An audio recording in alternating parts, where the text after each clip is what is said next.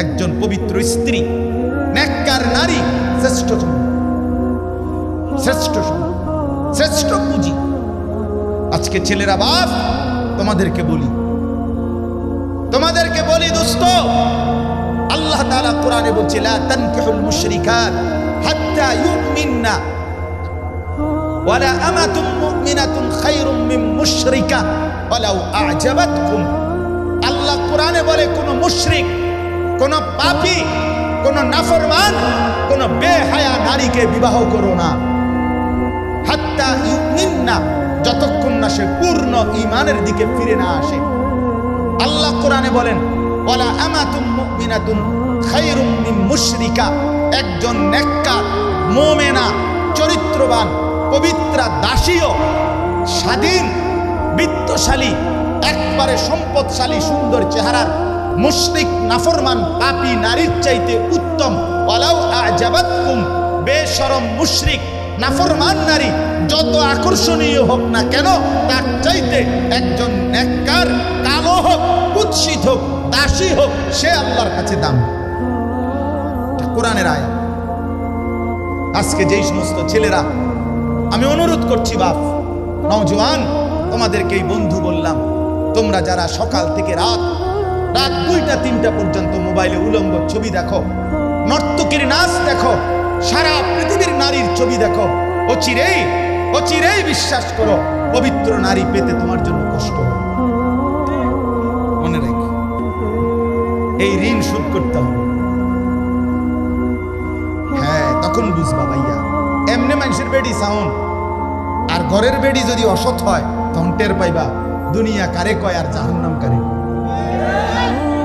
রাস্তার বেডি তো বেডি চাইতে চাইতে গেছো গা, তুমি বেডিও গেছে গা, তুমিও গেছো গা, কিন্তু যারে ঘরে আনছো স্ত্রী, এ বেডি যদি দুশ্চরিত্র হয়, এই মহিলা যদি চরিত্রহীন হয়, তো সব শেষ,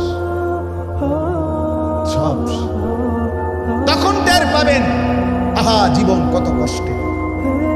যার স্ত্রী অসৎ, যার স্ত্রী অসৎ, যার বউ অসৎ, তার জীবন আর জাহান্নামের টুকরা ছাড়া আর কিছু।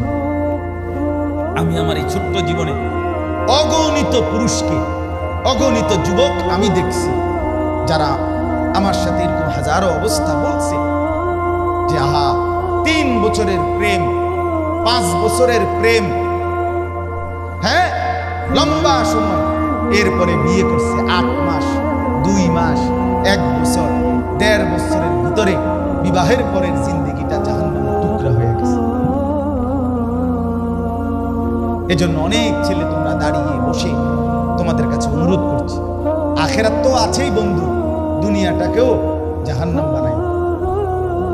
রাস্তার মেয়ের সাথে সম্পর্ক গড়ো, বেপর্দা মেয়ের সাথে বিবাহ বহির্ভূত যে তোমার সাথে সম্পর্ক করছে, সে বিবাহের পরে আরেকজনের সাথে সম্পর্ক, এ তোমারে কষ্ট দিবে দোস্ত বন্ধু।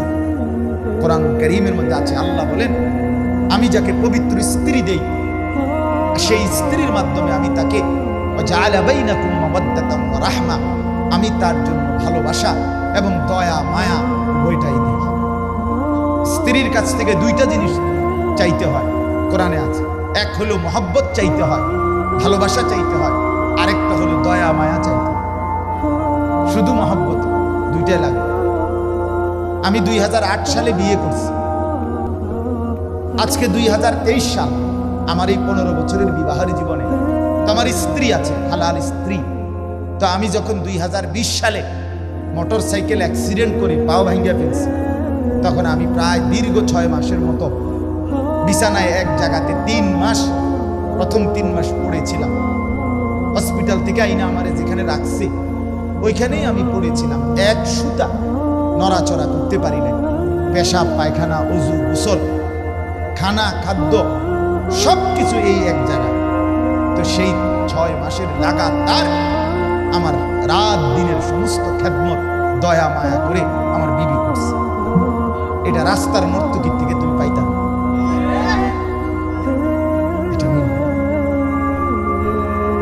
স্ত্রী মানে শুধুই কিনা উপভোগের সামগ্রী না, সে ভালোবাসারও ধন, দয়া মায়ারও ধন, দয়া মায়াও ধন। দয়া মায়া দরকার। আজ তুমি যদি চরিত্র নষ্ট করো, অচিরেই তোমার জন্য চরিত্রহীন নারী মিলবে। এটা কোরআনের ওয়াদা, আল্লাহর একেবারে ডাইরেক্ট ওয়াদা শুনে দেখি, কোরআনের আয়াত শুনে। এই যে দেখেন আল্লাহ তাআলা কোরআনে বলছেন সূরা নূরে, আল খাবিসাতু লিল খাবিসিন, খবিস পুরুষের জন্য খবিস নারী, আল খাবিসুনা লিল খাবিসাত, খবিস নারীর জন্য খবিস পুরুষ। এই ডাইরেক্ট কোরআনের আয়াত, ঠিক কইলেও ঠিক, ঠিক না কইলেও ঠিক। বুঝেন না, এটা কোরআনের আয়াত না, এটা ঠিক কইলেও ঠিক, ঠিক ঠিক না কইলেও কি। এই যে আত-তাইয়্যিবাতু লিত-তাইয়্যিবিন ওয়াত-তাইয়্যিবুনা লিত-তাইয়্যিবাত। রব্বুল আলামিন বলেন, আর পবিত্র পুরুষের জন্য পবিত্র নারী, পবিত্র নারীর জন্য পবিত্র পুরুষ। হ্যাঁ, টিট পর টেট নাকি, ইট মারলে পাটকেল খেতে। তার মানে হলো আজকে তুমি নষ্ট হইলা, অচিরেই তুমি নষ্টটাই নিতে। আচ্ছা, এ বেশি দিন লাগবে। রঙের গুড্ডি কাইটা যায়, গুড্ডি কাইটা যায় না, এই রঙের গুড্ডি দেখতে দেখতে নাই, এই জন্য নষ্ট হয়ে হায়াত লম্বা।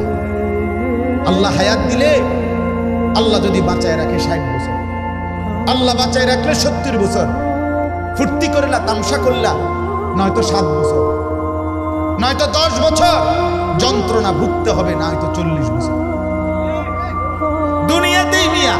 এরপরে আখিরাত সেটা তো আছে, সেটা তো পরের বিষয়, দুনিয়াতেই যন্ত্রণা ভুগতে হবে। আল্লাহ তাআলা আমাদেরকে বুঝার তৌফিক দান করেন। আমি লম্বা করলাম এই প্রসঙ্গটা, এতক্ষণ ধরে বলার উদ্দেশ্য এই কথাটাই বুঝানো। তোমরা অনেক ছেলে বাপ, তোমাদের জিন্দেগি যদি সুন্দর হয় তোমারই ভালো। আমি তোমার জন্য আটকায় যাব না, তুমি আমার জন্য আটকায় যাবে, এটাই সহজ। আমার বয়ানের পরে আমি আমার পথে চলে যাব, তুমি তোমার পথে চলে যাবা। কেউ কারো জন্য আটকায় না, কিন্তু তোমার নিজের জীবন যদি আটকায়া যায় নিজের কাছে, তাহলে তো তুমি কষ্ট পাবে। আপনজন বড় অভাব। আজকে যদি ধরে ধরে আমাদের সন্তানদেরকে না ফিরাই, তোমরা যদি না ফিরে আসো, তোমরা যদি নিজেকে সুন্দর না বানাও, খোদার কসম নিজেও কষ্ট পাবে। আর যুবকরা যদি ফিরে না আসে, ইসলামের বিজয় আসবে কোত্থেকে? দ্বীনের বিজয় আসবে কোত্থেকে বন্ধু? এজন্য আজকে আমরা নওজোয়ানদের বড় বেশি পরিবর্তন চাই, বড় পরিবর্তন চাই, বড় বেশি চাই। মুসলমানের ছেলেরা যদি নামাজি হয়, আরে বিশ্বাস করেন না, আমার একটা ব্যক্তিগত কথা আছে, এটা আমার হৃদয়ের কথা, আমার আবেগের সবটুকু দিয়ে আমি বলতে চাই, মুসলমানের যুবকরা যদি শুধু 2টা জিনিস করে, একটা জিনিস হলো নিজের মাথার চুল চতুর্দিক থেকে সমানভাবে কাইটা চেহারা সুরত যদি মুসলমানের মতো বানায়, আর 5 ওয়াক্ত নামাজ, বিশেষ করে ফজরের নামাজ যদি মুসলমানের যুবকরা পড়তে শুরু করে মসজিদে গিয়ে, আর চেহারা সুরত আর চুলটা ঠিক করে, আল্লাহর কসম গোটা পৃথিবীর কাফের আর বেঈমান বুঝবে মুসলমানের যুবকরা নড়ে চড়ে উঠছে। তারা বুঝবে মুসলমানের সবচেয়ে বড় সম্পদ যুবক, তারা ইসলাম নিয়ে ভাবতেছে, আগামী দিন নিয়ে ভাবতেছে। ইনশাআল্লাহ এই যুবকদের দ্বারাই মাহাদির পক্ষে এরা লড়বে, দাজ্জালের বিরুদ্ধে লড়াই। এজন্য আমি আহ্বান করছি ছেলেদেরকে, আগামী দিনে যারা ইসলামকে নিয়ে ভাবো, তোমরা যারা চাও তোমরা মাহাদির পক্ষে থাকবে, বন্ধু আমার, এই দাজ্জালের চুল, এটা দাজ্জালের চুল, এই সামনে বড়া, বামে ডানে সামনে, আল্লাহর কসম এটা দাজ্জালের চুল, এটা কাফেরের চুল, এটা ইহুদিদের চুল, এটা খ্রিস্টান কাফেরদের চুল, এটা সম্পূর্ণভাবে মুসলমানের দ্বীন বহির্ভূত চুল।